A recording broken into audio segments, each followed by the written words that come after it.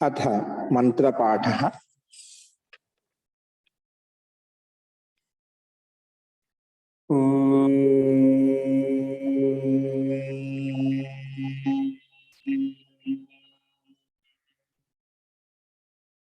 सहनाववतु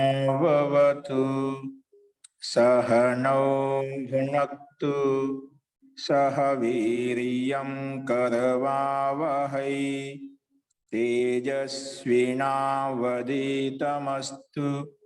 मा विद्विषावहै।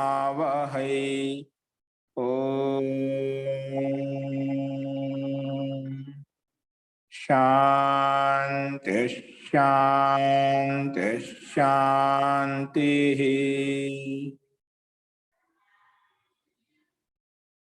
सर्वेभ्यो नमः। अंदरिकी नमस्कारम अंडी।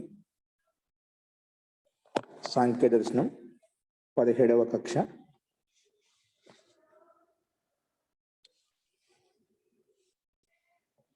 మనకు జీవాత్మ బంధనానికి నిమిత్త కారణం ఏమిటి ఆ విషయంలో మనం చర్చిస్తున్నాము. ఎందుకంటే పూర్వపక్షి జీవాత్మ స్వాభావికంగా బంధింపబడుతుంది అని చెప్పాడు. కానీ సిద్ధాంతి జీవాత్మక బంధనం స్వాభావికం కాదు, నైమిత్తికం. ఆ నైమిత్తికం ఏంటి అనే విషయాల మీద మనం చర్చిస్తున్నాము. అందులో సిద్ధాంతి ఏం చెప్పాడంటే జీవాత్మ అనేది స్థిరమైంది, స్థిరంగా ఉంటుంది, ఎప్పుడు నాశనం కాదు, ఒకే ఆత్మ ఉంటుంది అని చెప్పాడు. అప్పుడు పూర్వపక్షి ఏం చెప్పాడంటే 34వ సూత్రంలో స్థిర కార్య అసిద్ధేహి, స్థిర కార్య అసిద్ధేహి క్షణికత్వాత్. ఎందుకంటే ప్రతి వస్తువు, ప్రతి పదార్థం కూడా స్థిరంగా ఉండదు, నష్టమవుతుంది, ఉత్పన్నమవుతుంది. ఏ వస్తువు కూడా సంసారం ఏ పదార్థం తీసుకున్నా ప్రతి క్షణం జీర్ణశీర్ణం అవుతుంది. అలాగే జీవాత్మ కూడా అస్థిరమైంది, స్థిరమైంది కాదు, ఎప్పుడు ఉత్పన్నమవుతుంది, నష్టమవుతుంది. పూర్వక్షణంలో ఏ ఆత్మ ఉందో అది నష్టమైన తర్వాత ఇంకొక ఆత్మ ఉత్పన్నమైంది. ఆ రకంగా ఏ విధంగా అయితే లోకంలో వస్తువు జీర్ణశీర్ణం అవుతుందో అలాగే జీవాత్మ కూడా స్థిరమైంది కాదు, అస్థిరమైంది అని చెప్పి పూర్వపక్షి అప్పుడు సిద్ధాంతాన్ని ప్రస్తాపించాడు. దానికి సిద్ధాంతం ఏం చెప్పాడంటే నా ప్రత్యభిజ్ఞ బాధాత్, ప్రత్యభిజ్ఞ అనేది కలగదు. అలా నువ్వు చెప్తే ఆత్మ కూడా క్షణికమైంది, క్షణక్షణంలో నష్టమవుతుంది, ఉత్పన్నమవుతుంది అని క్షణికవాద సిద్ధాంతం ప్రకారంగా నువ్వు చెబితేనా నా ప్రత్యభిజ్ఞ బాధ, ప్రత్యభిజ్ఞకి బాధ కలుగుతుంది. ప్రత్యభిజ్ఞ అంటే స్మృతికి బాధ కలుగుతుంది, జ్ఞాపకానికి బాధ కలుగుతుంది. అంటే ఇప్పుడు ఈ సమయంలో నేను ఎవరైతే ఉన్నా, సాయంత్రం వచ్చేసరికి, రేపు ఉదయం వచ్చేసరికి నేను ఎవరో నాకే తెలియదు అంటే ప్రత్యభిజ్ఞ కలగదు అనమాట. కాబట్టి అలా మనకు లోకంలో చూడటం లేదు. ఈరోజు నేను ఎవరైతే ఉన్నా సాయంత్రం కూడా నేనే అని చెప్పి మనకు ఆ ప్రత్యభిజ్ఞ కలుగుతుంది, ఆ స్మృతి కలుగుతుంది, ఆ జ్ఞాపకం కలుగుతుంది. నిన్న ఏ పని అయితే నేను చేసినా అదే పని ఇప్పుడు అక్కడి నుంచి కంటిన్యూ చేస్తున్నా అని చెప్పి ఆ జ్ఞాపకం, ఆ స్మృతి మనకు ఉంటుంది. కాబట్టి ఈ ప్రత్యభిజ్ఞ ఒకవేళ నువ్వు అలా ఆత్మ క్షణికమైంది అని చెప్పామనుకోండి, ఈ ప్రత్యభిజ్ఞ అనేది ఉండదు, ప్రత్యభిజ్ఞకు భంగం కలుగుతుంది. నిన్న చేసిన కర్మ ఒకరైతే అది మళ్ళీ నెక్స్ట్ వచ్చేసరికి ఆ కర్మ ఇంకొకరు అవుతుంది, చేసే కర్మ ఇంకొకరు అవుతుంది. నిన్న చేసిన కర్మకు ఈరోజు చేసే కర్మకు ఆత్మ భిన్న భిన్నం కావడం వల్ల దాని యొక్క ప్రత్యభిజ్ఞ కలగకూడదు. కానీ మనకు అలా కలగడం లేదు, ప్రత్యభిజ్ఞ కలుగుతుంది. కాబట్టి ప్రత్యభిజ్ఞకి అంటే జ్ఞాపకానికి, స్మృతికి దోషం వస్తుంది అని చెప్పాను. అంతేకాకుండా శృతి న్యాయ విరోధాచ, లోక విరుద్ధం కూడా లోకంలో అలా చూడటం లేదు. లోకంలో ప్రత్యక్షంగా మనం ప్రయత్నం చేస్తున్నామంటే మనం చేసిన కర్మకు మనం ఫలితం అనుభవిస్తామని నమ్మకం, అది ప్రత్యక్షంగా అనుభూతి ఉంది కాబట్టి మనం ప్రయత్నం చేస్తున్నాం. ఒక చేసిన కర్మకు ఇంకో కర్త భోక్త ఒకవేళ అలా అంటే గిన మనము ఎవరు కర్మలు చేయరనమాట. ఇది లోక ప్రత్యక్ష మాట. అది నువ్వు చెప్పిన విద్ధాంతం ఆత్మక్షణికమైనది, లోక విరుద్ధం. ఇది ప్రత్యభిజ్ఞకి విరుద్ధంగా ఉంది. కాబట్టి శృతికు చెప్తుంది, న్యాయం కూడా చెప్తుంది. లోకానుసారంగా లోకంలో కూడా ఇది ప్రత్యక్షమైంది కాబట్టి ప్రత్యక్ష అనుభవం ద్వారా మనం చెప్తున్నాం. కాబట్టి నువ్వు చెప్పిన సిద్ధాంతం ఆత్మ క్షణికమైందని కాదు, ఆత్మ స్థిరమైంది. ఎందుకంటే శృతి కూడా చెప్పింది అయం ఆత్మ ఇతః ప్రయన్యవ పునరుజ్జాయతి. ఆత్మ అనేది మళ్ళా నష్టమైపోయి, ఆత్మ కాదు శరీరం నష్టమైపోయి మళ్ళీ ఉత్పన్నమవుతున్నమాట. అంటే ఆత్మ స్థిరంగా ఉంది కాబట్టి మళ్ళీ ఉత్పన్నమైంది. నష్టమైతే ఉత్పన్నం కాదు కదా, మళ్ళీ ఏ వస్తువు నష్టమైతే నష్టం అయిపోయింది.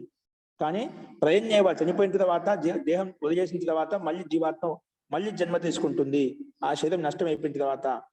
కాబట్టి నువ్వు చెప్పింది యుక్తి సంగతం కాదు, ఆత్మ స్థిరమైంది, క్షణికమైంది కాదని చెప్పారు. దానికి అంతేకాకుండా ప్రత్య విద్యకి బాధ కలుగుతుంది, శృతి వేదానికి వేద విరుద్ధమవుతుంది, న్యాయ విరుద్ధమవుతుంది. అంతేకాకుండా దృష్టాంత సిద్ధేష్ట, మనము ఏదైనా ఒక విషయాన్ని ప్రస్తావించడం కోసం నేను చెప్పుకున్నాం, పంచ ప్రమాణాలు, పంచావయవాలని చెప్పి, పంచ వాక్యాలను చెప్తున్నాను. సో ఏదైనా ఒక అనుమానంగా కానీ ప్రత్యక్ష ప్రమాణం కానీ మనం చెప్పిన ప్రతిజ్ఞ నిరూపించుకోవడం, ఒక విషయాన్ని, ఒక తత్వాన్ని మనం నిరూపించాలంటే పంచ ప్రమాణాలకు కూడా విరుద్ధం అవుతుంది. పంచ ప్రమాణాలు కూడా విరుద్ధం అవుతుంది. ఏంటిది అది చూడండి. ఈరోజు 37వ సూత్రము, 37వ సూత్రం పెట్టండి.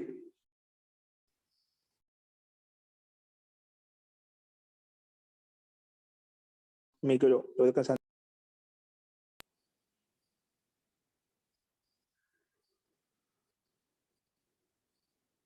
అస్తు. తో ప్రకృత మనుషరామ. తో 37వ సూత్రంలో దృష్టాంత అసిద్ధేశ్చ ఏంటండి? దృష్టాంత అసిద్ధేశ్చ. ఏంటి దృష్టాంత అసిద్ధము? చూడండి, దృష్టాంత అసిద్ధం కలుగుతుందంట. అంటే క్షణికవాది చెప్తున్నామంట. ఒకవేళ క్షణికవాది ప్రతి క్షణం ఉత్పన్నమవుతుంది, వస్తు నష్టమవుతుంది, ఉత్పన్నమవుతుంది, నష్టమవుతుంది, అలాగే జీవాత్మ కూడా ఉత్పన్నమవుతుంది, నష్టమవుతుంది అంటే దాంట్లో దోషం మళ్ళీ సిద్ధాంతం ఇంకో రకం చూపిస్తున్నాడు. క్షణికవాది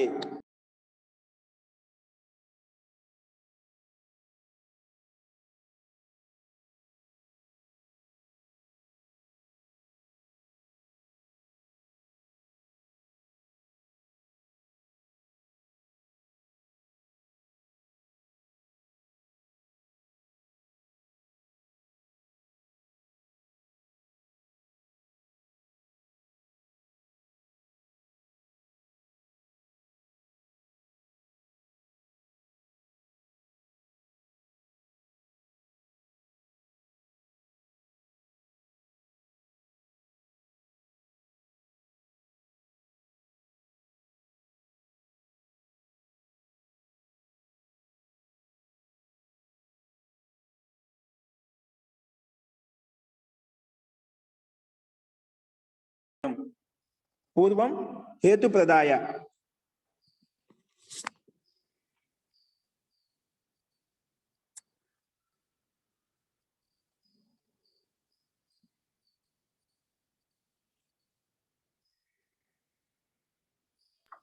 నశ్రూయతే మహోదయ.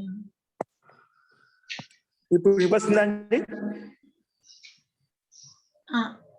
ఇప్పుడు వినపడిందండి. వినబడుతోంది సార్, వినబడుతోంది. ఓకే అండి.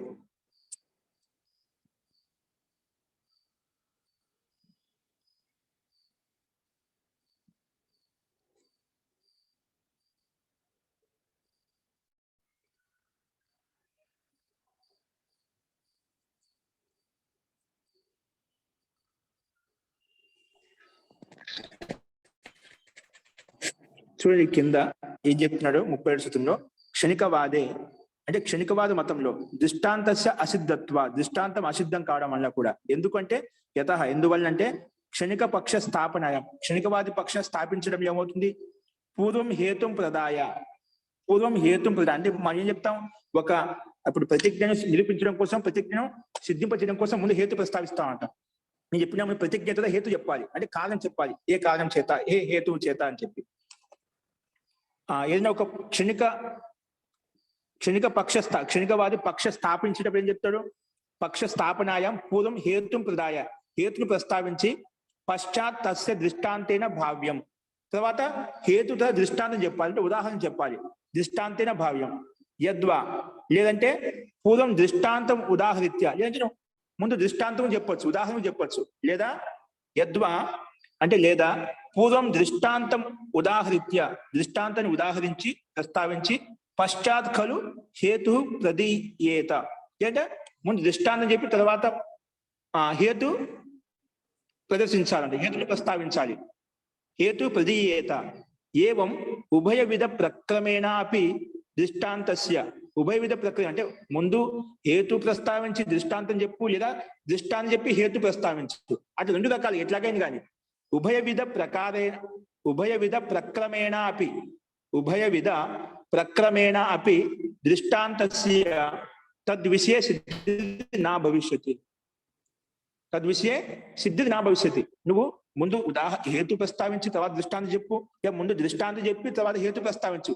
రెండు రకాలుగా చూసినప్పుడు కూడా ఉభయ విధ ప్రక్రమేణ ఆపి రెండు రకాల క్రమంతో చూసినప్పుడు కూడా దృష్టాంతస్య తద్విషయ దృష్టాంత విషయంలో సిద్ధిది నా భవిష్యత్తు కలగదు అని సిద్ధాంతం చెప్తున్నాడు. ఎందుకు కలగదు? దానికి హేతు కారణం చెప్తున్నాడు.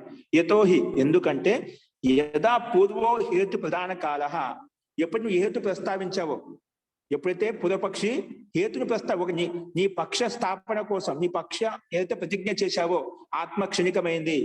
పూర్వపక్షి ప్రతిజ్ఞ ఏంటి? ఆత్మ క్షణికమైంది, ప్రతి నిత్యం ఉత్పన్నమవుతుంది, నష్టమవుతుంది. దాన్ని నిరూపించడం కోసము నువ్వు ఏదైతే హేతు ప్రస్తావిస్తున్నావో, యదా పూర్వ హేతు ప్రధాన కాల, ఎప్పుడైతే హేతు ప్రదర్శిస్తున్నావో, పశ్చాత్ పూర్వ హేతు ప్రధాన కాల పశ్చాత్ దృష్టాంత సాధన కాల. ముందు హేతు ప్రస్తావిస్తావు, తర్వాత దృష్టాంతము తర్వాత ప్రస్తావిస్తావు అన్నమాట. అంటే ముందు హేతు ప్రస్తావించిన దృష్టాంతం సమయం వస్తుంది అన్నమాట. కానీ తయోహు హేతు దృష్టాంతయోహు పూర్వోత్తర కాలయోహు, తయోహు హేతు దృష్టాంతయోహు పూర్వ ఉత్తర కాలస్థయోహు క్షణికత్వాత్ నా సంబంధ భవతి. క్షణికత్వాత్ నా సంభవతి. ఇప్పుడు ఏంటి, ఎందుకు సంభవం కాంటున్నావు ఇక్కడ? సిద్ధాంతం చెప్పా అంటే నువ్వు ఎప్పుడైతే నీ ప్రతిజ్ఞను నిరూపించడం కోసం హేతును ప్రస్తావించావో, తర్వాత ఉత్తర క్షణంలో దృష్టాన్ని ప్రస్తావించావు. ఎందుకంటే నీ సిద్ధాంతం ఏంటి? ప్రతి క్షణం ఉత్పన్నమవుతుంది, నష్టమవుతుంది. ఎప్పుడైతే క్షణికవాది అంటే పూర్వపక్షి హేతుని ప్రస్తావించాడో ఆ క్షణంలో ఆ హేతు నష్టం అయిపోయింది. మళ్ళీ తర్వాతను దృష్టాంతం ప్రస్తావించావు. ఎప్పుడు దృష్టాంతం ప్రస్తావించావు అక్కడ హేతువు లేదు, హేతు నష్టం అయిపోయింది. దృష్టాంతం ప్రస్తావించావు. ముందు క్షణం చెప్పాం కదా, పూర్వ క్షణంలో నువ్వు హేతుని ప్రస్తావించావు, అది నష్టమైన తర్వాత మళ్ళీ నువ్వు రెండవ దృష్టాంతం ఉపస్థాపన చేసావు. అంటే దృష్టాంతం చెప్పేసరికి హేతువు లేదు, దృష్టాంతం చెప్పేసరికి హేతు లేదన్నమాట. అందుకే మీరు హేతు దృష్టాంతం రెండు ఉండాలన్నమాట. కానీ హేతు నష్టం అయిపోయింది క్షణికవాది సిద్ధాంతం ప్రకారంగా. ఎందుకంటే క్షణంలో నష్టం అవుతుంది కదా నీ సిద్ధాంతం ప్రకారంగా. హేతు ప్రస్తావించినప్పుడు హేతు ఉంది అక్కడ, కానీ దృష్టాంతం ప్రస్తావించడానికి హేతు లేదన్నమాట. ఆ క్షణం నష్టం అయిపోయింది, రెండో క్షణంలో దృష్టాంతం వచ్చిందన్నమాట. అందుకే చెప్పాడు తయో హేతు దృష్టాంతయో పూర్వోత్తర కాలస్థయో క్షణికత్వా నా సంబంధ. హేతు ఉన్నప్పుడు దృష్టాంతం లేదు, దృష్టాంతం లేదు, హేతు లేదు, కానీ సంబంధం కలగదు. కాబట్టి నువ్వు చెప్పిన హేతు ఏం చెప్పావని, ఏ పక్ష స్థాపన కోసం నువ్వు సిద్ధింపజేయడం ఏ హేతు ప్రదర్శించి ఆ హేతు లేదు అక్కడ. కాబట్టి సంబంధ నా సంభవతి, సంబంధం సంభవించదు. ఎందుకంటే అస్య హేతో అయం దృష్టాంత. ఎందుకంటే ఈ హేతుకి ఇది దృష్టాంతము. నేను ఏదైతే హేతు ప్రస్తావించానో ఈ హేతుకి ఇది ఉదాహరణ. ఏదైతే ఉదాహరణ ప్రస్తావించానో ఆ ఉదాహరణకి ఇది హేతువు అని చెప్పడం కోసం మీ దగ్గర ప్రతి క్షణం నష్టం అవుతుంది కదా, ఆ సమయం లేదు, ఆ కాలం లేదు అక్కడ.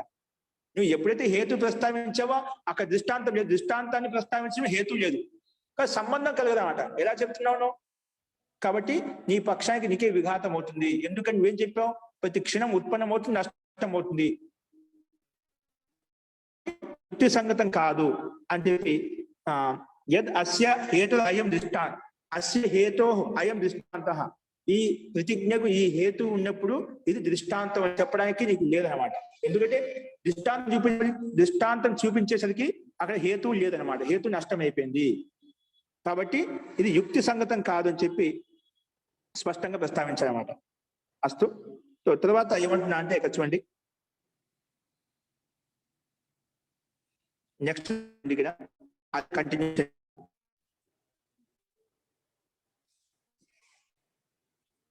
యదస్య హేతు అయం దృష్టాంత పూర్వస్య హేతు. ఇప్పుడు ఇది దీనికి దృష్టాంతం చెప్పడానికి లేదనమాట. నువ్వు ఎప్పుడైతే దృష్టాంతం చూపించావో పూర్వస్య హేతు ముందు హేతు క్షణికత్వాత్, అది క్షణికత్వవాద సిద్ధాంతం ప్రకారం నష్టం అయిపోయింది అనమాట. అది నష్టం అయిపోయింది అంటే ఆ క్షణం లేదు, హేతు లేదనమాట. అదేవిధంగా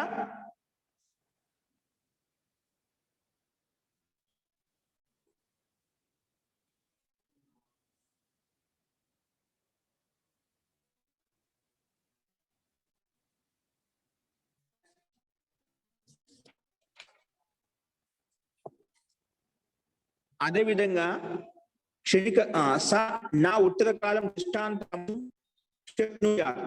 పూర్వస్య హేతు క్షణికత్వం, పూర్వ హేతు క్షణిక కాలం నష్టం అయిపోయింది. స నా ఉత్తర కాల దృష్టాంతం, ఆ హేతు అనేది ఉత్తర కాలంలో ఉపస్థితమైనటువంటి హేతువుని ప్రస్తావించడానికి లేదు అక్కడ అన్నమాట. స అంటే ఆ హేతువు నా ఉత్తర కాల దృష్టాంతం సంబద్ధం శక్నుయాత్, ఉత్తర కాలంలో ఉపస్థితమైనటువంటి హేతును ప్రస్తావించడానికి అనుకూలంగా లేదన్నమాట. స నా ఉత్తర కాలం దృష్టాంతం అంటే ఉత్తర కాలంలో ఉపస్థాపితం చేసేటువంటి దృష్టాంతానికి సంబద్ధంగా లేదనమాట. ఎప్పుడైతే నువ్వు హేతు ప్రస్తావించినప్పుడు హేతువు లేదనమాట. అదే విషయం చెప్పాడు ఇక్కడ. యదా పూర్వం ఉపస్థాపిత దృష్టాంతం, ఒకవేళ ముందు దృష్టాంతం ఉపస్థాపన చేసాం అనుకున్నాం. యదా పూర్వం ఉపస్థాపిత దృష్టాంత పశ్చాత్ చ హేతు, పశ్చాత్ హేతును ప్రదర్శించావు.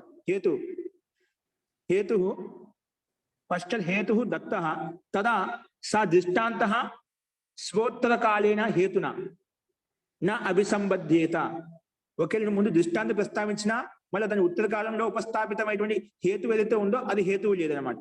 కాబట్టి రెండింటికి సంబంధం ఉండదు, సంబంధం లేదు. నా అభిసంబధ్యేత ఏమపి స్యాత్, అలాంటి స్థితి కూడా కలుగుతుందన్నమాట. కాబట్టి దృష్టాంత సిద్ధి దృష్టాంత అసిద్ధి ఎవరి తస్య క్షణికత్వాలు. కాబట్టి పూర్వపక్షి మతంలో దృష్టాంతస్య అసిద్ధి, దృష్టాంతంకి అసిద్ధి కలుగుతుంది. నువ్వైతే హేతు దృష్టాంత ప్రస్తావించావో నీ పక్ష స్థాపన కోసం, నీ ప్రతిజ్ఞ నిరూపించడం కోసము హేతు ప్రస్తావించాము. దృష్టాంతం లేదు, దృష్టాంతం ప్రస్తావన హేతు లేదన్నమాట. రెండుకి సంబంధం కలగడం లేదు. కాబట్టి దృష్టాంత అసిద్ధి, నువ్వు చెప్పిన ఉదాహరణ, నువ్వు చెప్పిన సిద్ధాంతము అది అసిద్ధి కలుగుతుంది, సిద్ధి కలగడం లేదు. కాబట్టి తస్మాత్ క్షణికత్వవాదో నా సాధు, తస్మాత్ అందువల్లనే క్షణికత్వవాదో నా సాధు, అది సాధుయుక్తమైనది కాదు, ఉచితమైనది కాదు. నహి స్యాత్ బంధ మోక్ష వ్యవస్థ. కాబట్టి నీ సిద్ధాంతం ప్రకారంగా జీవాత్మ బంధ వ్యవస్థ లేదు, మోక్ష వ్యవస్థ, అసలు మోక్షమే లేదు, మోక్షం లేదు, బంధ వ్యవస్థ కూడా లేదన్నమాట. ఎందుకంటే క్షణంలో ఉత్పన్నమవుతుంది, నష్టం అవుతుంది, ఉత్పన్నమవుతుంది, నష్టం అవుతుంది. కాబట్టి నీ సిద్ధాంతం ప్రకారం వెళ్తేనా నహి స్యాత్ బంధ మోక్ష వ్యవస్థ, బంధ వ్యవస్థ లేదు, మోక్ష వ్యవస్థ కూడా లేదు అని ఈ సూత్రం ద్వారా మనకు తెలుస్తుందండి. సో ముఖ్యంగా దృష్టాంత అసిద్ధిశ్చ అంటే దృష్టాంతముకు అసిద్ధి కలుగుతుంది. ఎందుకు కలుగుతుందంటే నువ్వు ఏ విధంగా ప్రతిజ్ఞ చేశావో ఆ ప్రతిజ్ఞను నిరూపించడం కోసం ఈ హేతు ప్రస్తావించినప్పుడు దృష్టాంతం లేదు, దృష్టాంతాన్ని ప్రస్తావించినప్పుడు హేతువు లేదు. ఎందుకంటే హేతు ప్రదర్శించిన కాలంలో ఆ క్షణం ఉంది, తర్వాత దృష్టాంతం దగ్గర దృష్టాంతం ప్రస్తావించేది హేతు నష్టం అయిపోయిందంట, ఆ క్షణం నష్టం అయిపోయిందన్నమాట. కాబట్టి హేతు దృష్టాంతానికి పరస్పర సంబంధం ఉండదు, ఎందుకంటే ప్రతి క్షణం నష్టం అవుతుంది. కాబట్టి దృష్టాంతంలో అసిద్ధి కలుగుతుంది. నువ్వు చెప్పిన ప్రకారంగా ఆత్మ కూడా క్షణికమైంది అంటేనా దృష్టాంత విరుద్ధం అవుతుంది, అది లోక విరుద్ధము. కాబట్టి నీ సిద్ధాంతం ప్రకారంగా క్షణికత్వ వారి సిద్ధాంతాన్ని ప్రస్తావిస్తే గిన బంధ మోక్ష వ్యవస్థ అనేది ఉండదు. చేసిన కర్మ ఒకరైతే అనుభవించే కర్త ఇంకొకరు ఉంటారు. కాబట్టి అది అస్తవ్యస్త అవుతుంది. కాబట్టి యుక్తి సంగతం కాదు అని చెప్పి ఇక్కడ సిద్ధాంతి ప్రస్తావించారండి. అస్తు. ఇందులో ఇప్పుడు ఈ సూత్రంలో ఒక సందేహం అని చెప్పిన దాంట్లో అందుకే నేను హేతు దృష్టాంతం కొంచెం చూపించాను మీకు. ఈ సూత్రం అర్థమైందండి. ఒకవేళ ఆత్మ క్షణికమైంది అలాగా అంటేనా నీ సిద్ధాంత ప్రకారం ఆత్మ క్షణికమైన దృష్టాంత ఇప్పుడు ప్రమాణం కోసం మన ప్రతిజ్ఞ నిరూపించడం ఏదైతే పంచావయ పద్ధతి ఏదైతే ఉందో అది ఆ దృష్టాంత సిద్ధింపదు. ప్రమాణ వ్యవస్థ మనం ప్రామాణికంగా దృష్టాంతం ఏదైతే లోక ఉదాహరణ ప్రస్తావిస్తామో, దృష్టాంతం అంటే ఉదాహరణ ప్రస్తావిస్తామో ఏదో ఒక ప్రమాణే నిరూపించడం దృష్టాంతమే సిద్ధింపదు, లోక విరుద్ధం అవుతుంది. కాబట్టి నేను చెప్పింది యుక్తి సంగతం కాదు అని చెప్పి సిద్ధాంతి ప్రస్తావించాడు. అస్తు. నెక్స్ట్ ఇంకోటి కూడా ప్రస్తావిస్తున్నాడు. ఒకవేళ పూర్వపక్షం అంటున్నాడు, అయితే నువ్వు పూర్వక్షణంలో హేతువు చెప్పినప్పుడు అక్కడ ఉంది, మళ్ళీ దృష్టాంతం చెప్పినప్పుడు హేతు నష్టమైంది అంటున్నావు కదా. లేదండి, యుగపజ్జాయమానయో యుగపద్ ఒకేసారి వచ్చాయండి. ఎప్పుడైతే హేతు ప్రస్తావించినా అప్పుడే దృష్టాంతం అదే క్షణంలో దృష్టాంతం ప్రస్తావిస్తున్నాను అని పూర్వపక్షి ఒకవేళ అలా అంటే అలా కూడా కాదు. ఏమంటున్నా మరి పూర్వపక్షి, యుగపత్ ఎప్పుడైతే హేతు ప్రస్తావించినా అప్పుడే దృష్టాంతం కూడా అక్కడే ఉంది. నా ప్రతిజ్ఞ నిరూపించడం కోసము ఎప్పుడైతే హేతును ప్రస్తావించానో అప్పుడే దృష్టాంతం కూడా ఉంది. ఒకవేళ అలా అంటే కూడా దానికి సమాధానం సిద్ధాంతం చెప్తున్నాట. యుగపత్ 38వ సూత్రంలో యుగపత్ జాయమానయో నా ఎందుకు కార్యకారణ భావ యుగపత్ జాయమానయో, ఒకవేళ యుగపత్ ఒకేసారి ఉత్పన్నమయ్యాయి హేతువు ప్లస్ దృష్టాంతం అంటే నా కార్యకారణ భావ, కార్యకారణ భావం కూడా సిద్ధించదు. ఒకేసారి ఉత్పన్నమైనకు అప్పుడు కార్యకారణం భావం ఉండదు అన్నమాట. కార్యకారణ భావం అంటే ఏమిటి? కారణ కార్యభావం అంటే ఎక్కడైతే కారణం ఉంటుందో అప్పుడే కార్యం ఉంటుంది. ఎక్కడైతే కారణం ఉంటుందో అక్కడే కార్యం ఉంటుంది. ఇప్పుడు మొబైల్ చలవాణి, మన మొబైల్ ద్వారా ఈ మొబైల్ చూపి కారణం ఉంది కాబట్టి మన కార్యం జరుగుతుంటే పాఠం చెప్పుకుంటున్నాం అంట. అట్లా విత్తనం ఉంది కాబట్టి విత్తనం కారణం, దాని మొక్క రూపం చెట్టు అవస్థ అయితే ఉంది, వృక్ష అవస్థ అవుతుంది, అది కార్యం అన్నమాట. అట్లా కారణం ఉంటే కార్యం వస్తున్నాం అంట. ఏదైనా ఒక పని ఉంటే దానికి ప్రకృతి అవస్థ వస్తున్నాడు. మూల ప్రకృతి కారణము, ఈ బ్రహ్మాండ వ్యవస్థ అంటే కార్య జగత్ అంతా మనకు కనిపిస్తున్నాం అంట. అంటే ఏదైనా ఒక వస్తువు ఉంది అంటే మనకు కనిపిస్తుందని దానికి కారణం కూడా ఉంటుంది. అలాంటి కారణ కార్యభావం ఉండదు. ఒకేసారి ఉత్పన్నమయ్యా అని చెప్పామనుకోండి, కార్యకారణ భావం ఉండదు అని చెప్పి సిద్ధాంతి చెప్పాడు. ఎందుకు చెప్పాల్సి వచ్చింది? సిద్ధాంతి ముందు ఏం చూపించాడు? నువ్వు హేతు ప్రదర్శించినప్పుడు దృష్టాంతం లేదు, దృష్టాంతం ప్రదర్శించినప్పుడు హేతు లేదు, ఎందుకంటే క్షణికం నష్టమైంది కాబట్టి.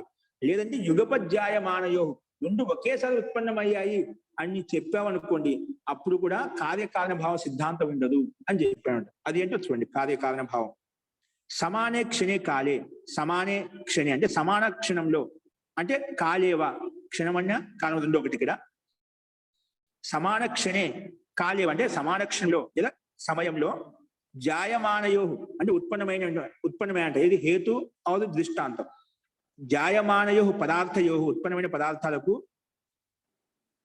అస్య కార్యకారణ భావ, కార్యకారణ భావం ఉండదు. ఏంటి?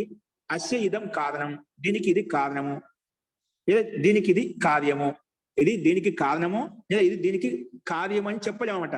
అస్య ఇదం కారణం కార్యం వా నా వ్యవతిష్టతే, అవి ఉపస్థితం కావన్నమాట. అవి మేము వ్యవస్థితంగా చెప్పలేము. యతః ఎందుకంటే కార్యాత్ పూర్వమేవ కారణేన భవితవ్యం, కార్యానికి ముందే కారణం ఉండాలి. కార్యానికి ముందు మనం చదువుకోవాలంటే ముందు మొబైల్ ఉండాలి. మొబైల్ లేకపోతే మన కార్యం జరగదు అన్నమాట, మనం చదువుకోలేము. అలాగే యతః కార్యాత్ పూర్వమేవ, కార్యానికి ముందే కారణేన భవితవ్యం, కారణం ఉంటే కార్యం అవుతుంది. కారణమే లేకపోతే కార్యం కూడా కాదు. ఓకే, అందుకే కార్యాత్ పూర్వమేవ కారణేన భవితవ్యం, కార్యం చ కారణాత్ పశ్చాత్ ఏవ ప్రవర్తతే. ఎందుకంటే కార్యం అనేది కారణం తర్వాత ఉత్పన్నమవుతున్నమాట. కార్యం అనేది కారణం తర్వాత ఉత్పన్నం, కారణం ఉంటే కార్యం అవుతున్నమాట. కాబట్టి కార్యానికి ముందే కారణం ఉండాలి. ఎందుకంటే కార్యం అనేది కారణం తర్వాతనే ప్రవర్తమవుతుంది, ఉత్పన్నమవుతుంది, అది ప్రవృత్తమవుతుంది. కాబట్టి అత ఏవ హేతు దృష్టాంతయోరపి నా యోగ పద్యం. నువ్వు చెప్పిన హేతు దృష్టాంతం ఒకేసారి ఉత్పన్నమవుతాయంటే అది కాదు. ముందు కారణం ఉంటుంది, తర్వాత కార్యం ఉంటుంది. రెండు ఒకేసారి ఉంటాయి. కారణం అప్పుడే ఉంటుంది, కార్యం కూడా అక్కడే ఉంటుంది అంటే ఇది లోక విరుద్ధము. చెట్టు అక్కడే ఉంటుంది, విత్తనం కూడా అక్కడే ఉంటుంది అంటే ఎట్లా అవుతుందండి? అది కాదు. ముందు కారణం ఉంటుంది, తర్వాత కార్యం వస్తుంది, అది ఉత్పన్నం అవుతుంది, మొలకెత్తుతుంది, లేదా చెట్టుగా మారిపోతుంది అన్నమాట. కాబట్టి నువ్వు చెప్పిన అత ఏవ దృష్టాంత హేతు దృష్టాంతయోరపి నా యోగ పద్యం సమాన క్షణత్వం భవితుమర్హతి. ఒకే క్షణంలో, సమానమైన క్షణంలో హేతువును ప్రదర్శిస్తాము, దృష్టాంతుని ప్రదర్శిస్తాము అని చెప్తే అది యుక్తి సంగతం కాదు. ఒకేసారి సంభవించవు. ఒకేసారి హేతును, ఒకేసారి దృష్టాంతం సంభవించలేవు. ఒకేసారి కారణము, ఒకసారి కార్యం చూపించలేవు. ఒకేసారి కారణం అదే, ఇది కూడా కార్యం అని చెప్పలేము అన్నమాట. కాబట్టి నా ఏకస్మిన్ క్షణే, ఒకే క్షణంలో తయోహు హేతు దృష్టాంత భావ నిశ్చయ సంభవతి. ఒకే క్షణంలో హేతు దృష్టాంత భావం నిశ్చయంగా సంభవించవు. నా సంభవతి, అవి సంభవించవు. ఒకే క్షణంలో దృష్టాంతము అది హేతు సంభవం కాదు. కాబట్టి తత్ర పౌర్వాపర్యస్య అవశ్యం భావాత్, తత్ర పౌర్వాపర్యస్య అవశ్యం భావాత్. పూర్వావస్థ పరావస్థ అనేది అవశ్యంగా ఉంది. అంటే ముందు కారణం ఉంటుంది, తర్వాత కార్యం ఉంటుంది. ఆ వ్యవస్థ అనేది అవశ్యంగా ఉంటుంది. కాబట్టి తస్మాత్ క్షణికవాద మతంలో బంధనానికి కేనాపి సహా, ఏ దానితో కూడా కార్యత్వ అనుపపత్తి. నువ్వు చెప్పిస్తాముగా కార్య ఉత్పన్నమే కాదు, అనుత్పత్తి, కార్యోత్పత్తే కాదనమాట. కాబట్టి ఇది కార్యకారణ భావం ఉండదు. నేను చెప్పిన సిద్ధాంతం యుగపత్ ఒకేసారి ఉత్పన్నం కావు. కాబట్టి నీ సిద్ధాంతం ప్రకారం వెళ్తే బంధ మోక్ష వ్యవస్థనే ఉండదు. కాబట్టి కార్యత్వ అనుపపత్తి, కార్యమే సిద్ధించదు, మోక్ష వ్యవస్థ సిద్ధించదు అన్నమాట. కాబట్టి ఇలా కూడా ఒక యుగపత్ జ్ఞానయో ఒకేసారి హేతు దృష్టాంతం ప్రస్తావించామనుకోండి, అప్పుడే అలా కూడా కార్యకారణ భావం ఉత్పన్నం కాదు అని చెప్పి సిద్ధాంతి ఇక్కడ 38 సూత్రాలు చెప్పాడు. అర్థమైందండి. యుగపజ్యాయమానే ఒకవేళ ఒకేసారి హేతు దృష్టాన్ని ఒకే క్షణంలో సమాక్షణ ఉత్పన్నం అవుతాయంటే అప్పుడు కూడా నా కార్యకారణ భావం ఎప్పుడు కూడా సిద్ధించవు. ఎందుకు? కారణం ముందు ఉంటుంది, కార్యం తర్వాత ఉంటుంది. కారణం తర్వాత కార్యం ఉత్పన్నం అవుతుంది కాబట్టి ఇది మూల సిద్ధాంతం మనకు. ఎందుకంటే లోకం ప్రత్యక్షంగా చూస్తున్నాం. లోక విరుద్ధం అని మనం ఖండించి మనం ఏది శాస్త్రాన్ని ప్రతిపాదించలేము అనమాట. యథా లోకంలో ఒకటి శాస్త్రంలో అదే విధంగా ఉంటున్నాను, శాస్త్రంలో ఒకటి లోకంలో ఒకటి ఉండదు అనమాట. లోక విరుద్ధంగా ఏది కూడా ఉండదు అనమాట. బట్ ఈ రకంగా ఒక పూర్వపక్ష అలా అంటే నాకు ఒకేసారి ఉత్పన్నమయ్యాయంటే అలా కూడా కార్యకారణ భావం సిద్ధించదు. ఏదైనా ముందు కారణం ఉంటుంది, తర్వాత కార్యం ఉంటుంది అని చెప్పి 38 సూత్రంలో చెప్పారండి. అస్తు. ఇందులో ఏదైనా సందేహం ఉందా? అస్తు. నెక్స్ట్ చూడండి. అయితే ఇంకోటి ఇంకోటి సిద్ధాంతం చెప్తున్నాడు. ఒకవేళ పూర్వాపాయే ఏంటి 39 సూత్రంలో పూర్వాపాయే పూర్వ అపాయ ఉత్తర యోగా పూర్వ అపాయే ఉత్తర అయోగాత్. అదే చూడు, పూర్వ అపాయ ఉత్తర యోగాత్ అంటే పూర్వం నష్టమైనప్పుడు ఉత్తర యోగం కూడా కలగదన్నమాట. ఉత్తర అయోగాత్ పూర్వంలో కారణం ఉంటే కార్యం కనిపిస్తుందన్నమాట. ఇప్పుడు కారణం లేకుండా కార్యం ఉండదు. అంటే ఇప్పుడు మట్టి ఉందంటే కుండ కనిపిస్తుందండి, మట్టి కూడా ఉందంటే మట్టి కుండ రెండు కారణము కార్యం రెండు ఒకటి ఉంటాయన్నమాట. అంటే అవి సమన్వయ కారణంగా అందరూ ఓతప్రోతమై ఉంటాయట. ఆ మిట్టి యొక్క కణాలు, మన్ను యొక్క కణాలు ఏవైతే ఉన్నాయో అవి కుండలో మనకు కనిపిస్తూ ఉంటాయన్నమాట, సంయుక్తంగా కనిపిస్తుంటాయన్నమాట. అంటే ఇక్కడ ఆ మిట్టే జరగనుకోండి, ఆ మిట్టినే ముద్ద రూపంలో తయారు చేసిన కుండ అయితే ఉత్పన్నమవుతుందో దాని ఆకృతి కూడా ఉందన్నమాట. ఉత్తరక్షణంలో ఉత్పన్నమైన కార్యావస్థలో కనిపించదు మనకు. కాబట్టి అది చెప్తున్నారు ఇక్కడ. పూర్వ అపాయ ఉత్తర అయోగాత్. ఉత్తరంలో యోగం పూర్వం ఉంటేనే ఉత్తర దక్షిణం ఉంటుంది, కారణం ఉంటేనే కార్యం ఉంటుంది అన్నమాట. కారణం ఉంటేనే కార్యం కూడా ఉంటుంది అని సిద్ధాంతం మళ్ళీ చూపిస్తున్నాడు. పూర్వ అపాయే ఉత్తర అయోగాత్ ఏంటి చూడండి. యదా సర్వం క్షణికం, ఒకవేళ ఈ పక్షుని మొత్తం క్షణికత్వం, ప్రతి వస్తువు క్షణికమైంది అలా నువ్వు భావిస్తే, తదా పూర్వస్య అపాయే. పూర్వస్య అపాయ అంటే దాన్ని ఇంకా విడిచి చెప్పాడు. నాశనమైనప్పుడు, పూర్వక్షణంలో ఏదైతే మనం ఉపస్థాపితం చేశామో పూర్వస్య అపాయే అంటే నాశనమైనప్పుడు, నాశే సతి నాశనమైనప్పుడు, తద్ ఉత్తరవర్తినః ఉత్పన్నస్య తేన నష్టేన పదార్థేన సహ అయోగాత్. నువ్వు పూర్వస్య అపాయ అంటున్నావు. పూర్వంలో అయితే మనం ప్రస్తావించామో, ఏదైతే చెప్పామో, ఏదైతే వస్తువు ఉత్పన్నం చేశామో ఆ వస్తువు అక్కడ నష్టమైంది అనుకున్నాము అనుకోండి. ఉత్తరవర్తిన ఉత్తరక్షణంలో ఉత్పన్నమైనటువంటి వస్తువు అయితే ఉందో తేన నష్టేన పదార్థన, ఉత్తరక్షణ ఏదైతే వస్తువు ఉత్పన్నమైందో అది పూర్వంలో ఉత్పన్న వస్తువు చేత సంబంధం కలగదన్నమాట. నష్టమైపోయింది కదా. ఉత్తరక్షణంలో ఏదైతే వస్తువుని ఉపస్థాపన చేశామో అది పూర్వక్షణంలో ఉండేటువంటి వస్తువుతో సంబంధం కలగదు. అది తేన నష్టమైనటువంటి పదార్థేన సహా నష్టమైన పదార్థంతో అయోగాత్ యోగం కలగదు, సంబంధం కలగదు. అయోగాత్ అదే చెప్పాడు. సంబంధ భావం ఉండదు, సంబంధ అభావాత్. కాబట్టి నా పూర్వ పదార్థ తస్య ఉత్తరస్య కారణం. కాబట్టి పూర్వ పదార్థం ఉత్తర పదార్థానికి కారణం అవుతుంది. పూర్వంలో పదార్థం కారణం అవుతుందే, తర్వాత అదే ఉత్తర పదార్థానికి కారణం అవుతుందన్నమాట. పూర్వంలో కారణమే లేకుంటే ఉత్తర కార్యం ఎలా అవుతుందండి? అందుకే పూర్వ పదార్థ, పూర్వంలో నష్టమైన పదార్థం లేదు కాబట్టి పూర్వ పదార్థ తస్య ఉత్తరస్య కారణం అంటే పూర్వంలో నష్టమైన పదార్థం ఉత్తరంలో ఉత్పన్నమైన పదార్థానికి కారణం కాదు. ఉత్తరంలో ఉత్పన్నమైన పదానికి కారణం కాదు. నచ ఉత్తరః పదార్థ తస్య పూర్వస్య పదార్థస్య కార్యం అస్తి. అదేవిధంగా సరే ఉత్తర పదార్థం ఏదైతే ఉత్తరక్షణంలో ఏదైతే పదార్థం ఉత్పన్నమైందో ఆ ఉత్తర పదార్థం కూడా పూర్వంలో నష్టమైన పదార్థానికి అది కూడా కార్యం కాదు, అది కార్యం కూడా కాదు. పూర్వక్షణంలో ఏదైతే నష్టమైందో నష్టమైన పదార్థం ఉత్తరక్షణంలో ఉత్పన్నమైనటువంటి పదార్థానికి ఇది కారణం కాదు. అలాగే ఉత్తరక్షణంలో ఏదైతే వస్తువు ఉత్పన్నమైందో ఆ వస్తువుకు పూర్వక్షణంలో నష్టమైన పదార్థానికి ఇది కార్యం కాదు, ఇది కార్యరూపంలో ఉండదన్నమాట. కాబట్టి రెండింటికి రెండు రకాలు చూసుకున్నా కూడా అది మనకు అది సంబద్ధం యుక్తం కాదన్నమాట. పైన చెప్పింది ఇంకో రకం చెప్తున్నా అనమాట. కాబట్టి నచ ఉత్తర పదార్థం ఏదైతే ఉందో తస్య పూర్వస్య పదార్థస్య పూర్వ పదార్థానికి కార్యం అస్తి, అది కార్యం కాదు. ఎందుకు? సర్వస్య క్షణికత్వ. నీ మతంలో ప్రతి పదార్థం క్షణికమైనది కదా. పూర్వక్షణం ఉన్నప్పుడు ఉత్తరక్షణం లేదు, ఉత్తరక్షణం ఉన్నప్పుడు పూర్వక్షణం లేదు. పూర్వ పదార్థం ఉత్తరక్షణానికి కారణం కాదు, ఉత్తర పదార్థం పూర్వక్షణానికి కారణం కాదు. ఎందుకు? సర్వస్య క్షణికత్వం. నీ మతంలో మొత్తం క్షణికమైనది కదా. సో ఇన్ని రకాల దోష ప్రస్తావన వస్తుందన్నమాట. క్షణికత్వాది సిద్ధాంతిని ప్రస్తావించినప్పుడు ఇన్ని రకాల దోషాలు వస్తున్నాయన్నమాట.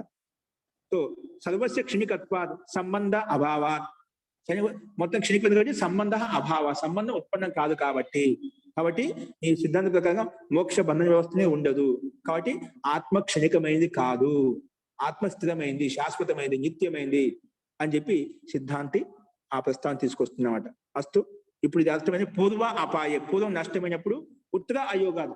పూర్వం నష్టమైన ఉత్తరానికి యోగమే ఉండదు అన్నమాట, సంబంధమే ఉండదు, ఆ దోషం వస్తుంది అని చెప్పి ఇక్కడ సిద్ధాంతి ప్రస్తావించాలి.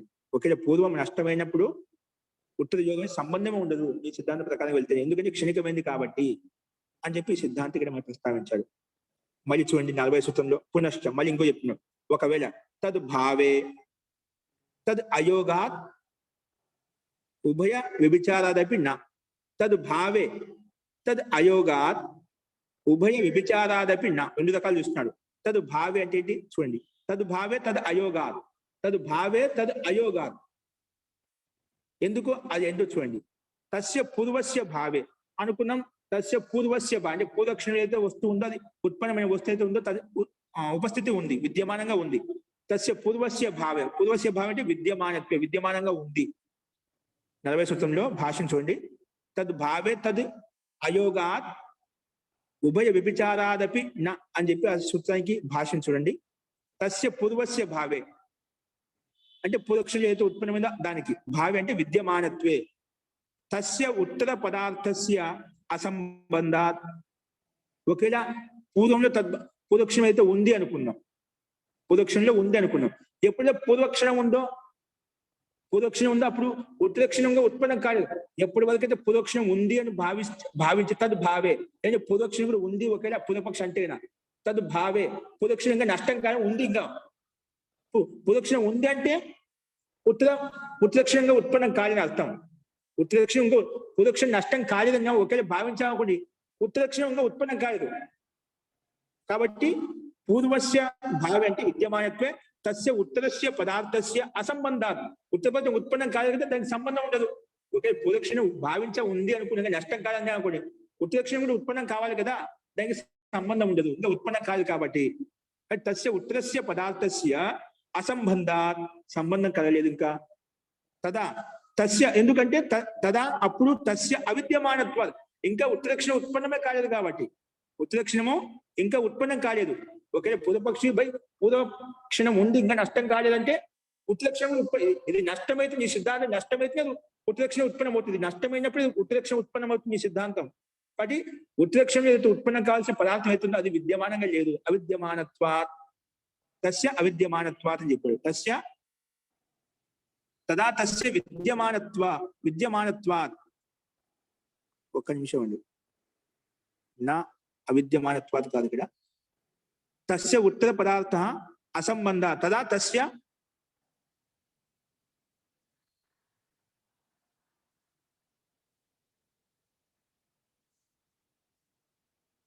ఇక్కడ అవిద్యమానత్వాత్ ఉండాలి, ఎందుకంటే అక్షరం ఉత్పన్నం కాలేదు. ఓకే, తో ఈ రకంగా ఏవం ఉభయ వ్యభిచారాత్ అపి నా. ఉభయ వ్యభిచారాన్ని 2 రకాలు చూసినా కూడా, అంటే పూర్వం ఏం చెప్పాడు, పూర్వ అపాయ. ఒకవేళ పూర్వంలో నష్టమైంది అనుకోండి, ఉత్తరక్షణకి సంబంధం ఉండదు. ఒకవేళ ఉత్తరక్షణము ఉంది అనుకున్నా అండి, పూర్వక్షణం ఎప్పుడు నష్టమైందో ఉత్తరక్షణం ఉత్పన్నం ఉంది. ఉత్తరక్షణం ఉత్పన్నం అంటే పూర్వక్షణం లేదు. ఒకవేళ మళ్ళీ ఇంకో దగ్గర తిప్పి ఏం చెప్పాడు, పూర్వక్షణం ఉంది అన్నా అనుకోండి, పూర్వక్షణం ఉంది అనుకుంటే ఉత్తరక్షణం ఉత్పన్నం కాలేదు, ఉత్తరక్షణం ఉత్పన్నం కాలేదు. కాబట్టి అక్కడ సంబంధం అవిద్యమానంగా ఉంది. కాబట్టి అక్కడ సంబంధం కలిగలేదు. కాబట్టి ఉభయ వ్యభిచారం 2 రకాలు చూసినా వ్యభిచారం అవుతుంది, అది యుక్తి సంగతం కావడం లేదు. కానీ ఏ ఉభయ వ్యభిచారాత్ క్షణికయో పూర్వోత్తర ఉభయత అపి తయో అసంబంధత్వాత్ కార్యకారణ భావో నా క్షణికవాది సంభవతి. కాబట్టి నువ్వు 2 రకాలుగా చూసుకున్నా కూడా ఉభయ వ్యభిచారాదపి నా 2 రకాల వ్యభిచారం అవుతుంది. ఒకవేళ పూర్వంలో క్షణము పూర్వ అపాయ ఉత్తర అయోగాత్ అని చెప్పు. పూర్వంలో అది పూర్వక్షణం నష్టమైనప్పుడు ఉత్తరానికి సంబంధం కలగదు. ఏంటి పూర్వంలో క్షణం ఉందంటే ఉత్తరక్షణానికి సంబంధం కలగదు. అది రెండు రకాలుగా చూసినా కూడా సంబంధం కలగలేదు. అంటే కార్యకారణ భావం సంబంధం కలగడం లేదు.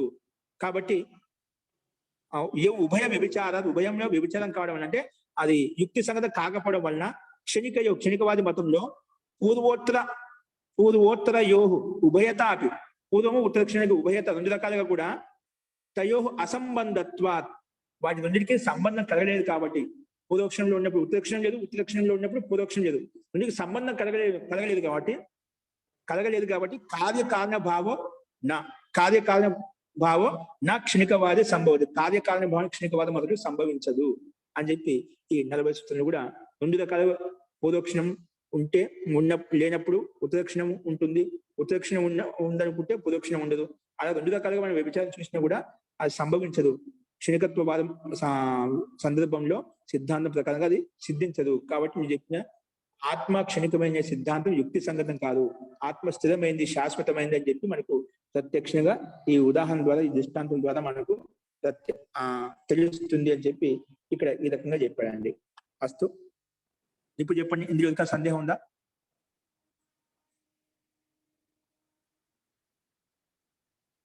అర్థమైందండి? ఆచార్య తద్భావే గురించి ఒకసారి చెప్పండి.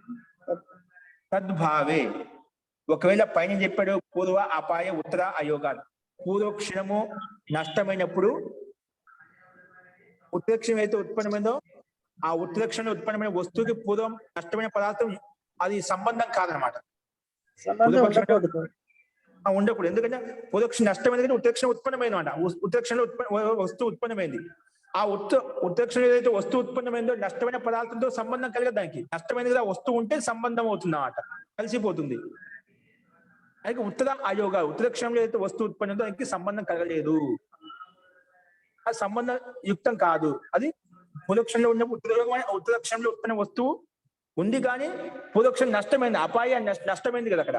అందుకే నష్టమైన పదార్థంతో ఉత్తర క్షణంలో ఉత్పన్న వస్తువు సంబంధం కాదు అని చెప్పిన తర్వాత కింద ఏమంటున్నాడు, ఏంటి పూర్వక్షణం ఉంది, పూర్వక్షణంగా నష్టం కాలేదు. తద్భావే, పూర్వక్షణంలో పూర్వ అపాయం చెప్పారు, అపాయం కానీ నష్టం కానీ ఉంది. తద్భావే, పూర్వక్షణం ఉందన్నప్పుడు పూర్వక్షణం ఉందంటే ఇక్కడ ఉత్తరక్షణం ఉత్పన్నం కాలేదు అన్నమాట.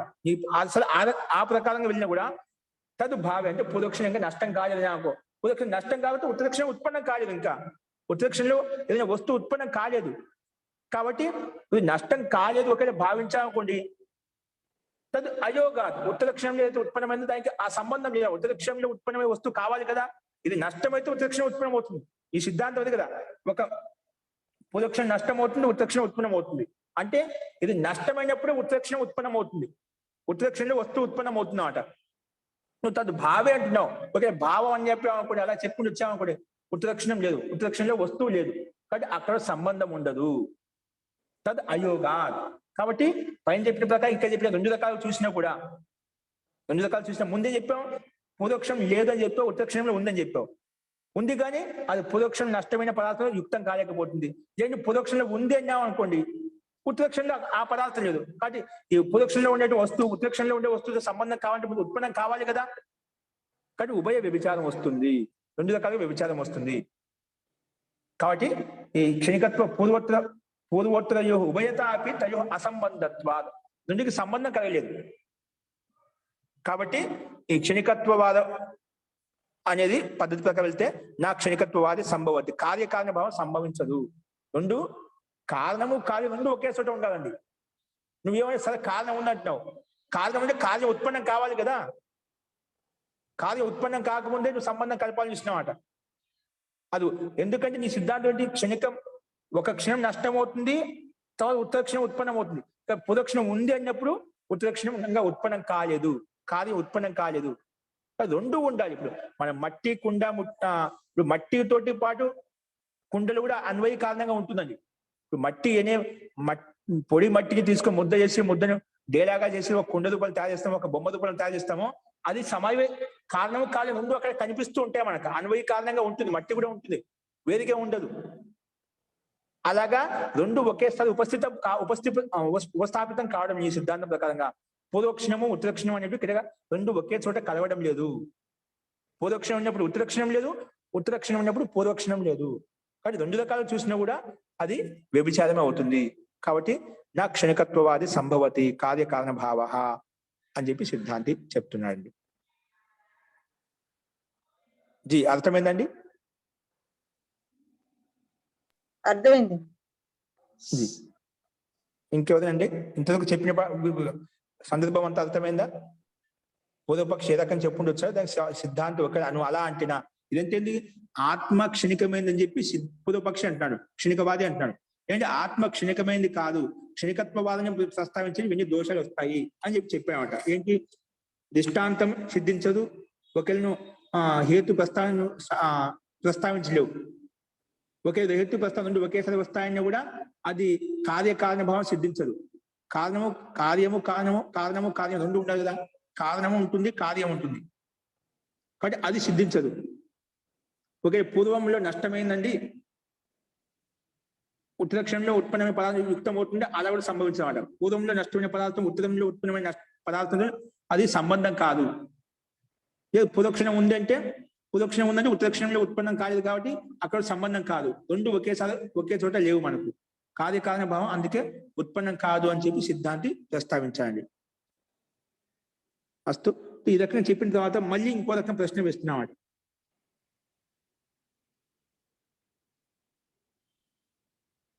పునఃశంకయిత్వ సమాధత్తే 42వ సూత్రం చూడండి ఒకసారి.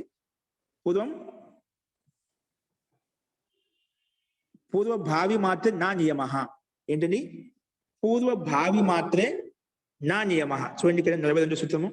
ఈ రకం చెప్పిన తర్వాత రెండు రకాలు సిద్ధించదని చెప్పిన తర్వాత అంటే ఆత్మ క్షణికమైంది కాదు, ఆత్మ క్షణికమైంది స్వీకరిస్తేనా మనకు దోషయుక్తం కార్యకారణ భావం సిద్ధించని చెప్పామట. దానికి మళ్ళీ కార్యకారణ భావం సిద్ధిస్తుందని చెప్పడానికి మళ్ళీ ప్రయత్నం చేస్తున్నాడు పూర్వపక్షి. శంకిస్తున్నాడు అనమాట, సందేహిస్తున్నాడు. ఏ రకంగా సందేహిస్తున్నాడు చూడండి. పూర్వభావి మాత్రే నా నియమ. పూర్వభావి మాత్రే నా నియమ.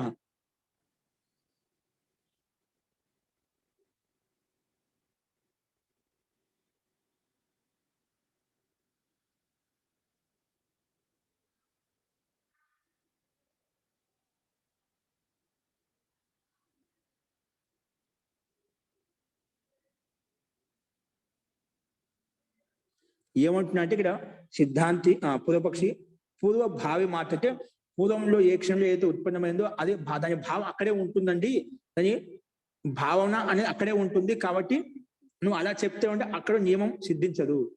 పూర్వభావి మాత్రే అంటున్నాడు పూర్వపక్షి.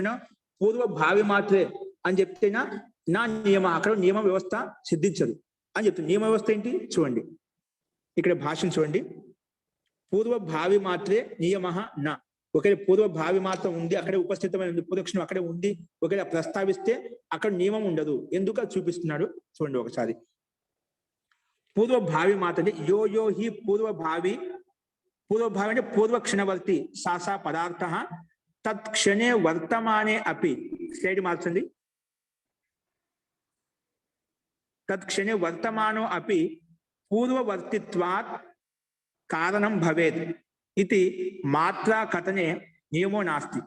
ఏమంటే యో హి పూర్వభావి పూర్వక్షణవర్తి అంటే ఏదో పూర్వభావన ఏదో పూర్వక్షణం ఏదైతే ఉత్పన్నమైందో, పూర్వభావం అంటే పూర్వక్షణవర్తి, పూర్వంలో ఏదైతే క్షణం ఉత్పన్నమైందో పూర్వక్షణవర్తి సాసా పదార్థ, ఆ పదార్థము తత్క్షణే వర్తమానో అపి పూర్వవర్తిత్వాత్ కారణం భవేత్ ఇది మాత్ర కథనే నియమో నాస్తి నా భవితుం అర్హతి లేదా నా ఉపలభ్యతే అని చెప్పి ఇక్కడ చూపించాలి. చూడండి.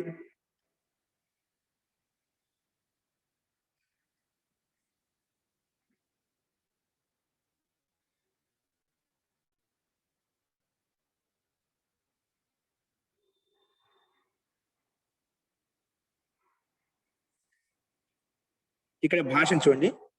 అంటే పూర్వభావి అంటే పూర్వక్షణవర్తి ఏదైతే పదార్థం ఉందో తత్క్షణే వర్తమానం అపి, ఆ క్షణంలో వర్తమానంలో ఉన్నప్పటికీ కూడా తత్క్షణే వర్తమానం అపి, ఆ క్షణంలో వర్తమానంలో ఉన్నప్పటికీ కూడా ఏమవుతుంది?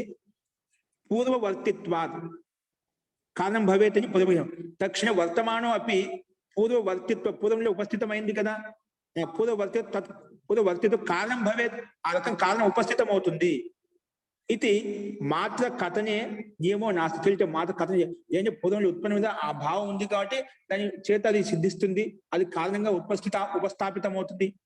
పూర్వక్షణం నష్టమైనప్పటికీ కూడా ఉత్తరపక్షంలో ఏదైతే పదార్థం ఉత్పన్నమైందో పూర్వక్షణం అయితే భావం ఉంది కదా, పూర్వక్షణం యొక్క భావం ఉంది కాబట్టి ఇలా కథనం చెప్పాము కూడా, కథన మాత్రేన నా సిద్ధ్యతి. కారణం భవేత్ ఇది మాత్ర కథనే నియమో నాస్తి, నియమం ఉత్పన్నం కాదు. ఎందుకు నా భవితుం అసతి, అది సిద్ధించదు అనమాట. నా ఉపలభ్యతే, అది ఉపలబ్ధం కూడా కాదు. ఓకే, భావనతో అన్ని మనకు సిద్ధించవు కదండి. భావన అంటే లేని దాన్ని వస్తువు ఉన్నదిగా భావించుకోవడం అనమాట. లేని వస్తువును ఉన్నదిగా భావించుకొని ముందు ఉన్నది కదా, ఆ భావనతోటి అది కారణ రూపంలో ఉంటుంది. ఉత్తరవర్తి క్షణానికి పూర్వవర్తి క్షణం కారణంగా ఉంటుందని చెప్పి సిద్ధాంతి పూర్వపక్షి ప్రస్తావిస్తున్నాడు. కార్యకారణ భావం ఉందని చెప్పి సిద్ధాంతి చెప్పినాడు. లేదండి, పూర్వ క్షణవర్తి అయితే పదార్థం ఉత్పన్నమైందో ఆ క్షణంలో వర్తమానం ఉంది కాబట్టి ఆ భావన అనేది ఉత్తర క్షణవర్తితోటి కారణంగా ఉంటుంది, ఉత్తర క్షణంలో ఉత్పన్నమైన వస్తువుకి కారణంగా ఉంటుంది. ఓకే, అలా చెప్తే మాత్ర కథనే నియమో నాస్తి, కథన మాత్రం నియమము సిద్ధించదు. ఎందుకు నా భవితం అది సంభవం కాదు. నోపలభ్యతే, అది ఉపలబ్ధం కాదన్నమాట. నియమో నాస్తి, నా భవితుం అర్హతి, నా ఉపలబ్ధి, ఇవన్నీ 3 పర్యాయ శబ్దాలు. నియమో నాస్తి, నియమం సిద్ధించదు అనమాట. దాన్ని నా భవితుం అర్హతి దాన్ని ఇంకో ఓపెన్ చేసి చెప్పాడు. దాన్ని నో ఉపలభ్యతే అని చెప్పి దాన్ని ఇంకో రకం చెప్పాడు. నా నోపలభ్యతే, నో అని పైన ఒకాలం పెట్టుకోండి. నో ఉపలభ్యతే, అది ఉపలబ్ధం కాదు. ఎందుకంటే భావనతోటి మనకు చెప్పాం కదా, కథన మాత్రం చేత ఇక్కడ ముందుగా ఉన్నది కాబట్టి అదే భావనతోటి ఇక్కడ కారణంగా ఉంటుందంటే అది సిద్ధింపదు. ఎందుకు? ఎందుకంటే పూర్వ క్షణవర్తితు వినష్ట భవతి. నువ్వు చెప్పింది భావన మాత్రంతో కాదు కదా, అది ఉపలబ్ధం కావాలి. ఉపలబ్ధం అవుతే దానికి ఏమైనా అస్తిత్వం ఉంటేనే దాన్ని ఏం చేసుకోవడానికి ఉంటుందన్నమాట. అది ఎందుకంటే పూర్వ క్షణవర్తితు వినష్ట భవతి. పూర్వక్షణం అయితే వస్తువు ఉత్పన్నమైతే వినష్టం అయిపోయిందన్నమాట. ఏది నీ మతంలో క్షణికవాద మతంలో నష్టం అయిపోయింది, అదే వస్తువు నష్టం అయిపోయిందన్నమాట క్షణికవాదే. పునః ఉత్తర క్షణవర్తిన పదార్థస్య కార్యస్య కిం కారణమితి ప్రశ్న. బై ఏదైతే పూర్వక్షణంలో ఏదైతే పదార్థం ఉత్పన్నమైందో అది నష్టమైంది కాబట్టి ఉత్తరక్షణంలో మళ్ళీ ఒక పదార్థం ఉత్పన్నమైంది. ఆ ఉత్పన్నమైన పదార్థానికి పూర్వక్షణంలో ఉండే కారణం అవుతుంది అని చెప్తున్నాడు పూర్వపక్షి. ఎలా చెప్తున్నాడు? పూర్వక్షణం ఉత్పన్నమైంది కదా, ఆ భావన ఉంది కదా, ఉత్పన్నమైన నష్టమైంది భలే లేకపోవచ్చు, కానీ ఉత్పన్నమైతే అయింది కదా, ఉత్పన్నమైన నష్టం అయిపోయింది కదా. అలా భావన ప్రకారంగా నువ్వు చెప్పడానికి ప్రయత్నించినా ఎలా అవుతుంది? వస్తువు ఉపలబ్ధం అవుతుంది, ఉత్తరవర్తి వస్తువుకు కారణంగా చెప్పుకోవచ్చు అన్నమాట. అంటే ఈ ఉత్తరక్షణలో ఉత్పన్న పదార్థానికి ఇది కారణము, ఈ కారణం చేత ఈ వస్తువు ఉత్పన్నమని చెప్పుకోవచ్చు. కానీ అది ఎలా యథాకథం చేసి సంభవించదు. ఎందుకంటే అది ఇప్పుడు నీ క్షణికవాదం అయితే నష్టమైన ఆ వస్తువే లేదు. ఉత్తరక్షణవర్తిన పదార్థస్య ఉత్తరక్షణ ఉత్పన్న పదార్థానికి పదార్థం ఏ పదార్థం ఉత్పన్న ఆ కార్యానికి కార్యస్య కిం కారణం ఇది ప్రశ్న. అది ఎలా సంభవం అవుతుంది? కారణం అది సంభవం కాదు. ఎందుకు సంభవం కాదంటే యది పదార్థస్య అక్షణికత్వం పదార్థస్య క్షణికత్వం అది ఏ రకం కూడా సిద్ధించదు. ఏ రకం సిద్ధించదండి? ఉత్తరక్షణంలో అయితే పదార్థం ఉత్పన్నమైందో ఆ పదార్థానికి పూర్వక్షణంలో ఉత్పన్నమైన పదార్థం ఇది కారణం కాదు. ఒకవేళ ఉపలబ్ధం అవుతూనే కారణం అవుతుంది, ఉపలబ్ధం కాకుండా కారణం కాదు అని చెప్పాడు. ఒకవేళ ఎలా కారణం అవుతుంది అప్పుడు సిద్ధాంతం చెప్తుంది. యది ఒకవేళ నువ్వు పదార్థస్య క్షణికత్వం స్థిరత్వం పదార్థస్య క్షణికత్వం స్థిరత్వం స్వీకరితే, నువ్వు ఏదైతే క్షణికత్వాన్ని స్థిరంగా భావించావనుకోండి, పదార్థస్య క్షణికత్వం ఏదైతే పదార్థం క్షణం నష్టం అవుతుంది అంటున్నాదా, అది నష్టం కాకుండా స్థిరత్వం స్వీకరితే, ఇది స్థిరంగా ఉంటుంది. ఈ క్షణంలో మొదటి క్షణంలో ఏదైతే పదార్థం ఉత్పన్నమైందో ఆ క్షణం అలాగే ఉంటుంది, స్థిరంగా ఉంటుంది. ఒకవేళ అలా స్వీకరిస్తే పదార్థస్య క్షణికత్వం స్థిరత్వం స్వీకరిస్తే, స్థిరంగా ఉన్న స్వీకరించామనుకోండి, ఒకే పూర్వపక్షి చెప్తున్నా సిద్ధాంతి, స్థిరంగా ఉన్న స్వీకరిస్తేనా యత్ కారణ పదార్థ స్వకార్యస్య కాలేపి వర్తతే, అప్పుడు ఆ ఉత్తర పదార్థాలు ఉత్పన్నమైనటువంటి పదార్థం ఇది కారణం అవుతుంది. అందుకే యత కారణ పదార్థం అనేది స్వకార్యస్య, అతని కార్యకాలంలో ఉత్పన్నమైనటువంటి ఏదైతే వస్తువు ఉందో కార్యస్య కార్య అపి వర్తతే. ఆ ఉత్తర పదార్థ కార్యావస్థ ప్రకటావస్థ ఏదైతే ఉందో, ఉత్తరావస్థ ఏదైతే ఉందో ఆ సమయంలో కూడా, ఆ కాలంలో కూడా అది ఉపస్థితం అవుతుంది. ఎప్పుడు స్థిరంగా ఉంది అని చెప్పినప్పుడు, స్థిరంగా ఉందని స్వీకరిస్తే గిన అందుకే యథ కారణ పదార్థ స్వకారస్య కాలేపి వర్తతే. ఆ కాలం ఆ సమయంలో కూడా ఉంటుంది, ఉపస్థితం అవుతుంది. వర్తతే హి తదా తు నియమం భవిష్యత్. అప్పుడు నియమం వర్తిస్తున్నమాట. కేవలం అలా ఉపస్థితం లేకుండా లేదు, పూర్వ వర్తిత్వాత్ కారణం, పూర్వంలో ఉపస్థితమైంది కదా, పూర్వంలో ఉంది అనే భావన ప్రకారంగా నువ్వు కారణం అవుతుందంటే ఇది యుక్తి సంగతి. ఎలా అవుతుంది? ఉపలబ్ధం అవుతుంది, కారణం అవుతుంది. ఉపలబ్ధం కానిది కారణం కాదు. కారణంగా స్వీకరించాలి అంటే దాన్ని స్థిరత్వంగా స్వీకరించు. ఈ పూర్వక్షణం కూడా స్థిరంగా ఉంటుంది, అప్పుడే ఉత్తరక్షణంలో ఉండే పదార్థానికి కారణం అవుతుంది. అలా నియమ వ్యవస్థ ఉంటుంది. కానీ అక్కడ లేకుండా భావన ప్రకారంగా, ఇప్పుడు భావన అండి, మనకు మధుర పదార్థం తినాలి. మధుర పదార్థం తినాలంటే భావన మధుర పదార్థం ఉందని చెప్పి భావించండి. నీళ్లను పాలగా భావించి భావన చెప్పుకొని, భావనతో మనకు పాలలో ఉండే గుణాలు మనకు నీటిలో వచ్చేస్తాయా? మరి భావన కదా, భావన ప్రకారం అంటే ఆయన సిద్ధాంతం ప్రకారం పూర్వపక్షు అంటే నీళ్లను పాలగా భావించండి. అంటే భావన అంటే ఇక్కడ భావన మాత్రం చేత అది పాలలో ఉండే గుణాలు, పాలలో ఉండే శక్తి మనకు ఆ గుణం రాదనమాట. కథనం మాత్రం చేత ఆ గుణము, ఆ తత్వం మనకు రాదు, ఆ పౌష్టికత మనకు రాదనమాట.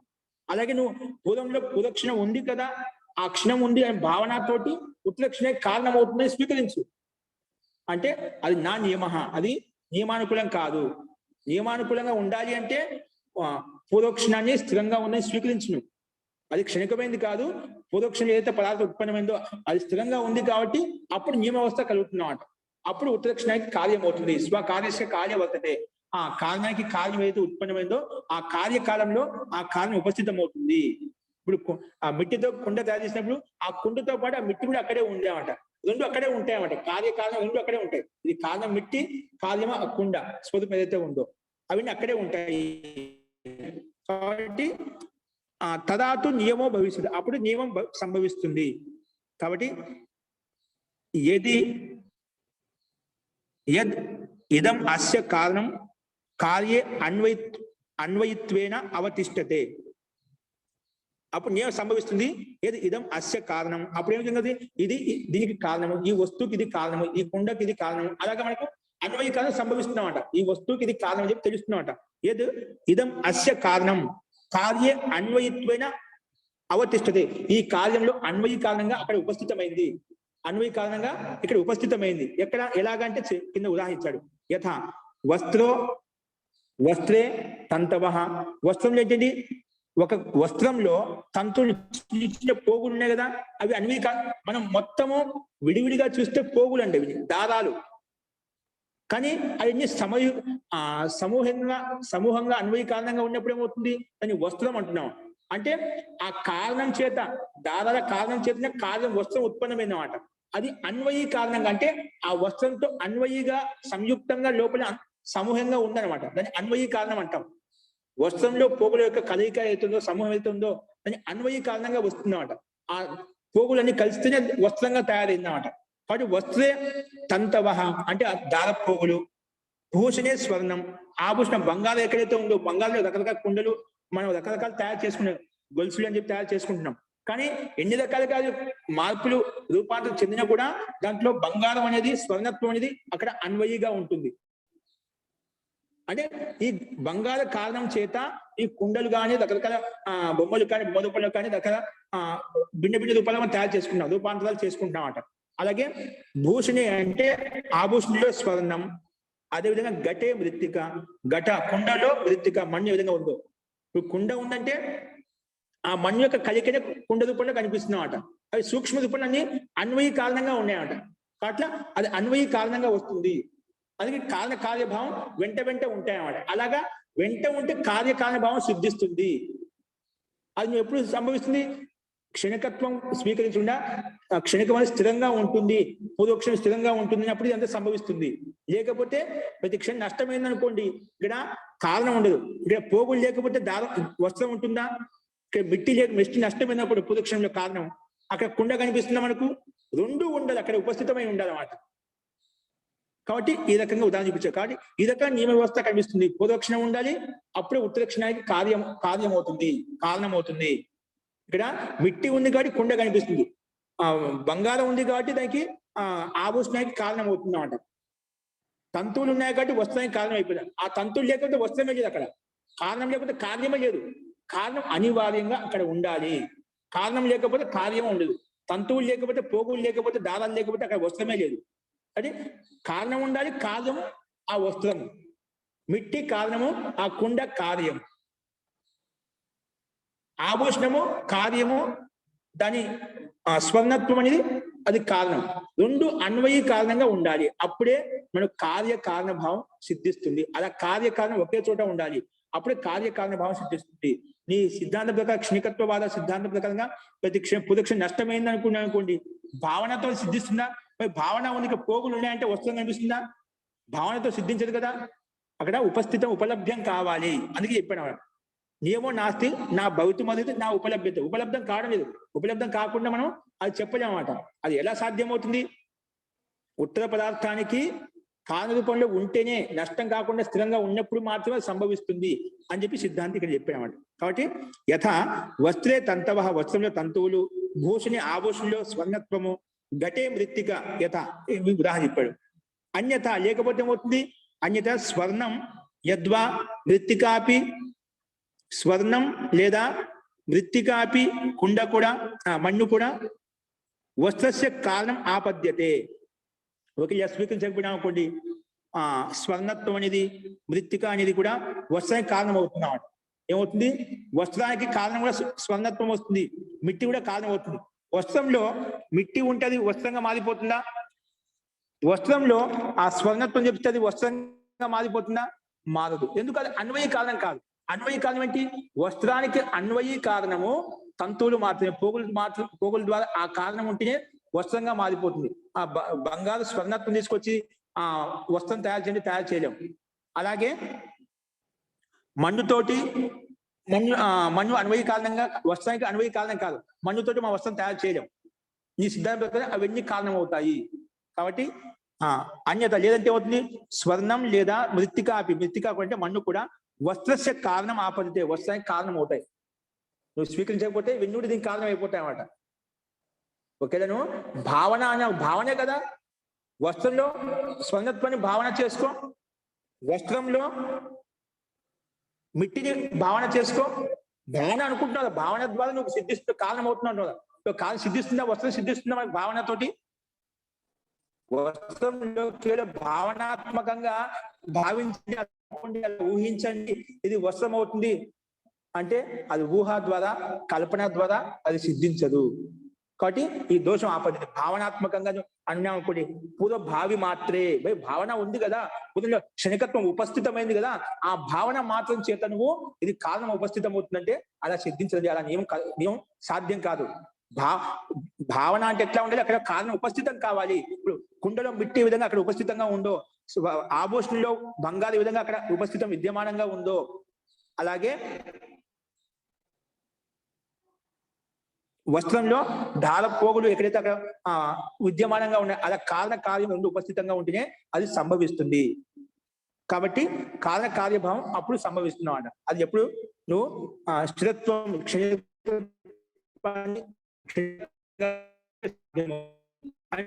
కాబట్టి యద్వర్ణం లేదా మృత్తికాపి వస్త్రస్య కారణం ఆపద తస్మాత్ అందుకే యుక్తమైంది కాదు.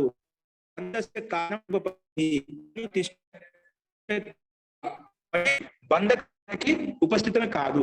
బంధస్య కారణం, బంధనే కారణం అనుపపత్తి, ఉపపత్తి కాదు, అది ఉపస్థితం కాదు. కాబట్టి అనుపపత్తి తిష్టతి. అనుపపత్తి అంటే ఉత్పన్నమైన స్థితిని కలగదు. నీ ప్రకారం క్షణికత్వవాదాన్ని స్వీకరించామంటే ఆత్మ అస్థిరమైంది, క్షణిక ఉత్పన్నమైన నష్టమవుతుందంటే ఇది బంధ మోక్ష అవస్థ అసలు ఉత్పన్నమే కాదు. ఈ దోషం మళ్ళీ అలా యథాస్థితంగా ఉంటుంది. కాబట్టి ఈ క్షణికత్వవాదం యుక్తి సంగతం కాదని చెప్పి తస్మాత్ క్షణికవాదం నా యుక్తమైంది కాదు. కాబట్టి బంధస్య కారణం అనుపత్తి, బంధ యొక్క కారణం ఉత్పన్నం కాదు అని చెప్పి ఇక్కడ ఈ రకంగా చెప్పాడండి. కాబట్టి అనుపపత్తి కలు తిష్టతి అనుపపత్తి అనేది మనకు ఉపస్థితం అవుతుంది ఖచ్చితంగా. కాబట్టి ఈ రకం కూడా దోషం వస్తుంది. భావి మాత్రే నా నియమ భావన మాత్రం చేత కారణం అవుతుందంటే యుక్తి సంగతం కాదు అని చెప్పి ఈ రకంగా మనకు ఈ సూత్రం ద్వారా చెప్పుకున్నామండి. ఇప్పుడు మీకు స్పష్టమైంది అనుకుంటాను. కారణ కార్యభావం ఎలా ఉండాలి? కారణ కార్యభావం అంటే అన్వయిగా అంటే ఇప్పుడు అన్వయిగా ఉంటాయి, దానికి కారణం అంటాం. రెండు వేరువేరుగా ఉండవండి. గుణము ఎప్పుడు వేరుగా ఉంటాయి, కారణము కారణం రెండు ఒకటే. గుణము గుణాన్ని ఏ విధంగా వేరు చేయనప్పుడు వస్త్రం శ్వేతత్వాన్ని వేరు చేస్తాం. వస్త్రం శ్వేతత్వం వేరు చేసి వస్త్రం మీద శ్వేతత్వం వేరు చేసి గుణము గుణ విధంగా ఉంటాయి, అలా కారణ కార్యం రెండు ఒకే చోట ఉంటాయి, అన్వయి కారణంగా ఉంటాయి అన్నమాట. కాబట్టి అన్వయి కారణంగా ఉండాలి. అదే అప్పుడు కారణ కార్యభావ సంబంధం ఏర్పడుతుంది. కానీ ఈ సిద్ధాంతం ప్రకారం వెళ్తే కారణ కార్యభావ సంబంధం ఏర్పడదు. పూర్వక్షణంలో ఉన్నప్పుడు ఉత్తరక్షణం లేదు, ఉత్తరక్షణంలో పూర్వక్షణంలో ఉండదు. రెండు క్షణాలు ఉన్నప్పుడే పూర్వక్షణం కూడా స్వీకరించినప్పుడు స్థిరంగా ఉంటుంది, ఉత్తరక్షణం కూడా స్థిరంగా ఉంటుందని స్వీకరించినప్పుడే అప్పుడు కార్యకారణభావ సంబంధం ఉంటుంది. లేకపోతే అన్ని ఒకదానికి భావన కదా, భావనాత్మకంగా ఊహించుకోండి అంటే కల్పించుకోండి అంటే అన్నిట్లో వస్త్రంలోనే అన్ని వచ్చేస్తాయి. మిట్టి వచ్చేస్తుంది, బంగారం వచ్చేస్తుంది, అన్ని వచ్చేస్తాయి, అన్ని దాంట్లో ఉపస్థితం అవుతాయి. భావన ఏమైనా ఊహించుకో ఏం పోతుంది. కాబట్టి అలా దోషం వస్తుంది. ఇప్పుడు నీళ్ళం కూడా పాలనుకో, నీళ్ళం కూడా నెయ్యి అనుకో, నీళ్ళం కూడా అన్ని ఊహించుకో, ఊహనే కదా కావాల్సింది. భావనాత్మకంగా ఏమవుతుంది అని పూర్వపక్షికి దోషం చూపిస్తున్నాడు సిద్ధాంతి. కాబట్టి భావనాత్మకంగా నా నియమ భావి మాత్రంలో ఉపస్థితమైంది చెప్పి నియమం సిద్ధించదు. కాబట్టి ఆ వ్యవస్థ అవుతుందని చెప్పి సిద్ధాంతి దగ్గర చెప్పాడు. అస్తు. ఇందులో ఎవరికైనా సందేహం ఉందండి?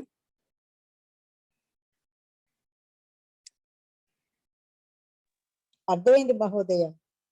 ఓకే అండి. అస్తు. చూద్దాము అండి. విజ్ఞానవాది ఒక ఇప్పుడున్న భౌతిక టెక్నాలజీ ప్రకారం విజ్ఞానవాది ఏ రకంగా దానికి సమాధానం చేస్తాడనేది అండి. తర్వాత పాట.